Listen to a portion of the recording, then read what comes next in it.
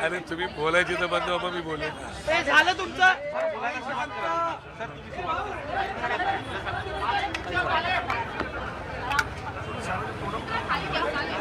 काय मार्गदर्शन केलं आज मला देशासाठी,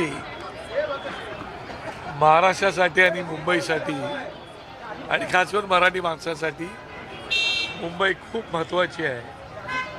निवडणुका येतात, निवडणुका जातात, पण जे काही लोकांचं स्वप्न आहे मुंबई महाराष्ट्रापासून वेगळी करायची, आणि तशा प्रकारची आखणी करूनच त्यांचं सगळं प्लॅनिंग सुरू झालेलं आहे.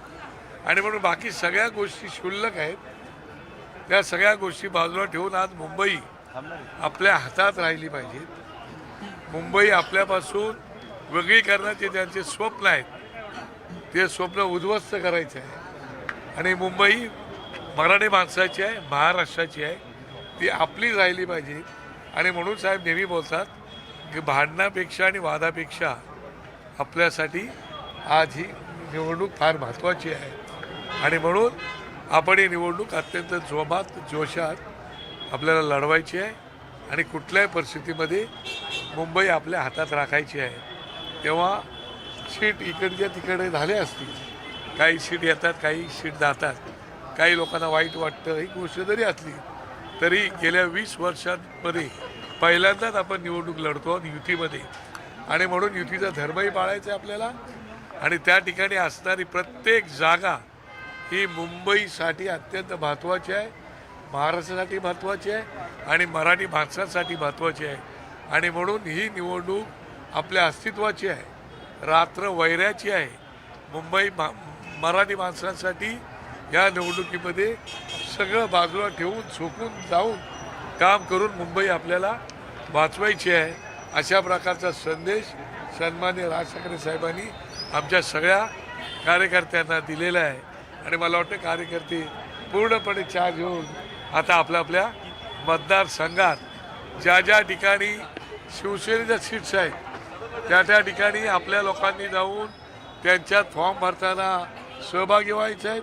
ज्या ज्या ठिकाणी आपल्याला उमेदवारी मिळणार आहेत त्या ठिकाणी ते सहभागी होतील. सोबत आपल्या NCP-सुद्धा आहे, त्या NCPच्या ठिकाणीसुद्धा काही सीट त्यांच्या आपल्यासोबत आहेत, त्यांच्यासोबतसुद्धा आपल्याला जाऊन उमेदवारीचा अर्ज भरताना सहभागी व्हायचे आहेत. आणि प्रचारामध्ये सुद्धा आपल्याला पूर्णपणे सहभागी होऊन आपापल्या वॉर्डमध्ये काम करायचं आहे. नाही तर एका वॉर्डमध्ये आपली उमेदवारी नाही म्हणून दुसऱ्या वॉर्डात जायचं, असं करायचं नाही. जिथे ज्याची उमेदवारी असेल त्या ठिकाणी असणाऱ्या उमेदवाराला पूर्णपणे, मग ते शिवसेनेचे असेल, मनसेचे असेल किंवा NCPचे असेल, त्या ठिकाणी त्यांना मदत करायची. अशा प्रकारचा संदेश राजसाहेबांनी आपल्या सगळ्या कोर टीमला दिलेला आहे. इतर पक्षांनी देखील एबी फॉर्म वाटण्यात आले, मात्र अद्याप मनसेकडून एकही उमेदवाराला एबी फॉर्म वाटण्यात आज एबी फॉर्म दिले जातील.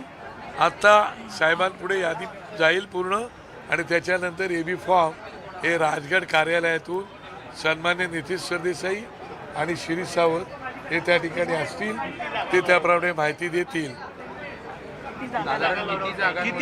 जागा एबी फॉर्म आल्यानंतर तुम्हाला कळतील किती जागा आम्ही लढवतो आहोत. ते काय अजूनही जागा इकडे तिकडे शेवटच्या क्षणापर्यंत काही गोष्टी होत असतात, ते तुम्हाला कल्पना आहे.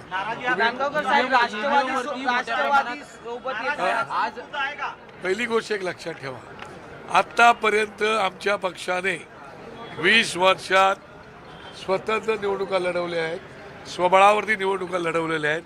कधीही आम्ही युती आघाडीमध्ये गेलो नाही. आम्ही इतर पक्षांना पाठिंबा निस्वार्थपणे, कुठलाही स्वार्थ न ठेवता दिलेला आहे. त्याचा काय मोबदला मिळाला आम्हाला ते तुम्हाला कल्पना आहे. ही पहिलीच निवडणूक आहे की ज्या निवडणुकीमध्ये आम्ही युतीमध्ये निवडणूक लढवतो आहोत.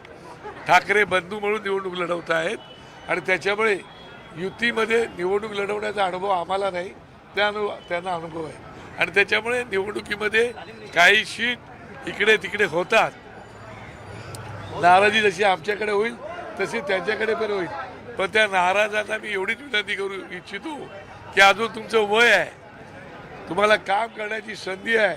ही एकच निवडणूक नाही, असे वारंवार निवडणुका आता ठाकरे बंधू लढवणार आहेत. तेव्हा भविष्य आपलं उज्ज्वल आहे. थोडं साईबाबाचा संदेश जो आहे तुम्ही सांगितलं, श्रद्धा आणि सबुरी ही थोडी थांबायला. ईव्हीएम वरती आणि नरेंद्र मोदींवरती देखील टीका केली. ते म्हणतात ईव्हीएम आणि नरेंद्र मोदी असल्यामुळे कुठेतरी अजूनही लोकांच्या मनामध्ये संशय आहे की ईव्हीएम इथे गोंधळ आहे, घोटाळा होतोय आणि म्हणून साहेबांनी ते भाष्य केलेलं आहे. आणि साहेबांनी हे पण सांगितलं, एक महानगरपालिकेच्या निवडणुकीला देशाचा पंतप्रधान जर प्रचाराला येणार असेल तर मला कळतच नाही. आणि पक्षाच्या ते देशाचे पंतप्रधान आहेत आणि महानगरपालिकेच्या निवडणुका आहेत. आणि म्हणून जोपर्यंत असं होणार आहे तोपर्यंत आपल्याला सावध राहायला पाहिजेत. आणि जे मुंबईचा लचका तोडायचा प्रयत्न करतायत ते त्यांचं स्वप्न उद्ध्वस्त करून टाकायचं आहे. आणि ते काम आता मुंबईकर जनतेचं आहे, मुंबईत राहणाऱ्या प्रत्येक नागरिकाचं आहे. प्रत्येक मराठी माणसासहित मुंबईवरती प्रेम करणारा जो कोण भाषिक असेल, ज्या मुंबईने तुम्हाला भर भरून दिले, ती मुंबई वाचवण्यासाठी आपल्याला प्रयत्न करायचे आहे. नंदुरबार साहेब जी राष्ट्रवादी त्यांच्या शिवसेनेसोबत जी राष्ट्रवादी आहे त्यांच्या मुंबई अध्यक्षा भाजपच्या वाटेवर असल्याची माहिती समोर आलेली आहे. मला असं वाटतं या बाबतीतला प्रश्न तुम्ही जयंतरावांना किंवा शशिकांत रावांना विचारलं तर बरं पडेल असं मला वाटतं. त्याच्यावरती मी भाष्य करणं उचित नाही.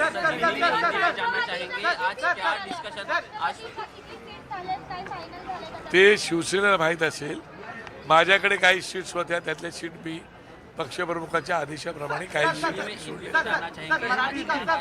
का मुद्दा सबसे अहम है. राज साहब ने कहा है मराठी के लिए सब साथ में, लेकिन सत्ताधारी पार्टी की तरफ से लगातार हिंदू मुस्लिम की बात की जा रही है. उस पर राज साहब ने कुछ कहा, क्या कुछ मार्गदर्शन किया? वर्षानुवर्ष पिढ्यानपिढ्या राहणारी लोक या महाराष्ट्रामध्ये ती आमची आहेत.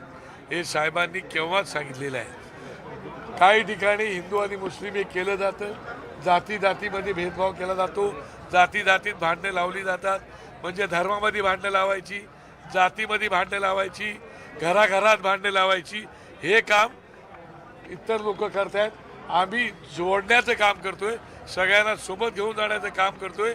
मुंबईला आपण एकत्रितपणे राहून पुढे घेऊन जायचं आहे आणि विकास करायचा आहे, अशा प्रकारची भूमिका आमची आहे. लेकिन नैरेटिव जो है सर, नैरेटिव आमतौर पे मुंबई चुनाव हमेशा बुनियादी मुद्दे जो है सड़क, पानी, बिजली, इस पर होता था, लेकिन इस बार ऐसा हो रहा है धार्मिक तुष्टीकरण के आधार पर नैरेटिव पूरा घूम. मुझे लगता है मेरी पार्टी जो है वो पार्टी का मूल ये विकास में ही है. हमने जब पार्टी बनाई तभी विकास के ऊपर ही हमने पार्टी के बारे में हमारा ब्लूप्रिंट भी हमने बनाई थी और उसके लिए विकास बिना छोड़े हम बात नहीं करेंगे. बाकी तो राजनीति है, राजनीति में सब बातें आने वाली है. नहीं, मुंबई देखो बहुत सालों का सपना है, जो गुजरात का सपना है, जो मुंबई उनको चाहिए. मुझे लगता है कि बड़े संघर्ष से 107 हुतात्मा देके मुंबई महाराष्ट्र के लोगों ने अपने पास रखी है. जो मुंबई आज भी देश को सबसे ज़्यादा कर देती है. मुंबई को क्या मिलता है? वो मुंबई बचाना हमारा धर्म है और वो मुंबई बचनी चाहिए. उसके लिए मराठी से लेके मुंबई पे प्यार करने वाले हर भाषिक को, जिन्होंने आपको सब कुछ दिया है, रोजी रोटी सब, वो मुंबई को बचाने का काम हमारा आपका सबका है. इसलिए आप सब एक साथ मिलके अपनी जो भी नाराजगी होगी वो बाजू में रख के मुंबई को साथ ले जाना है. सर कल आज राज ठाकरे जी ने नरेंद्र मोदी और ईवीएम की बात की. कल उद्धव जी ने भी कहा कि भाजपा वाले 2 गुजरातियों को मुंबई देने के फिराक. देखिए, पहली बात है कि मुंबई के नहीं, पूरे हिंदुस्तान के, भारत के लोगों के दिल में ईवीएम के बारे में शंका कुशंका है. और पक्का हमें पता है कि ईवीएम का प्रॉब्लम है, घोटाला है, जो भी है, और उसके ऊपर लोगों का भी शंका है. उसके साथ नरेंद्र मोदी जी ये देश के पंतप्रधान हैं. हम विधानसभा लोकसभा का चुनाव तो समझ सकते हैं, मगर मुंबई महानगर पालिका के चुनाव में या महानगर पालिका के चुनाव में भी अगर पंतप्रधान, देश का पंतप्रधान, जो देश के लोगों ने उनको चुन के लाया, वो मुंबई महानगर पालिका और महानगर पालिका के प्रचार में जाते हैं, वो हमें कोई उचित बात नहीं लग रही कि वो सभी देश के पंतप्रधान हैं। सत्ता नसली तरी मनसेचा दबदबा कायम अशा प्रकारचं देखील वक्तव्य आजच्या मेळाव्यामध्ये केलंय. काल पण होता, आज पण आहे, आणि उद्या पण राहील. सत्ता आली नव्हती, आज येणार आहे आणि उद्या सत्तेत आम्ही बसणार. एबी फॉर्म कब तक बांटने वाले हैं, इसके बारे में थोड़ा कुछ बताइए. एबी फॉर्म के बारे में फाइनल बताइए. साहब के पास हम लोग जा रहे हैं और उम्मीदवारों की यादी दी जाएगी, बाद में साहब उम्मीदवार तय करेंगे और पुढे संतोष जुरी आज मेळाव्यात पाहायला मिळाले. 194चा तिढा सुटला गेलाय का मागच्या अनेक दिवसांपासून? और संतोष सुरी माझा कडवट कार्यकर्ता आहे, कडवट महाराष्ट्र सैनिक आहे. आत्तापर्यंतच्या लढाईमध्ये तो आमच्या सोबत राहिलेला आहे. वेळेप्रसंगी पोलिसांचा मार खाल्लेला आहे, वेळेप्रसंगी जेल कस्टडी भोगलेले तो आहे. असे असंख्य कार्यकर्ते आहेत. त्याच्यामुळे नाराजगीचा विषय येत नाही. निवडणुकीमध्ये सीट येतात जातात, कोणतरी मनासारखं कोणाच्या होतो, कोणाच्या मनासारखं होत नाही, पण हरकत नाही. मला असं वाटतं, तुमच्या मी शिवडीचंच सांगतो, शिवडीमध्ये मी 3 मतदारसंघात लीडवर होतो. एक मतदारसंघ मला फक्त दिला होता. मी उद्धव साहेबांना राजसाहेबांना सांगितलं की एक पण सीट तुम्ही घेऊ नका, मला देऊ नका, माहीमला तुम्ही फार वाढवू नका. त्याच्यामुळे त्या सीटमध्ये असं होतं, कळलं का? त्यामुळे सीटवरती कोणी नाराज नाही. नाराजगी असेल तर ती सगळी आता दूर झालेली आहे.